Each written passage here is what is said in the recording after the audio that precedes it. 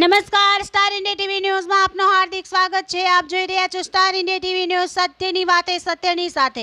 One અને પર્યાવરણ તથા જલવાયુ પરિવર્તન મંત્રાલય આયોજિત ગીર ફાઉન્ડેશન દ્વારા અમરેલી મુકામે સરકારી પ્રાથમિક શાળાના ઇકો ટીચર્સને ઇકો ક્લબની તાલીમ આપવામાં આવી।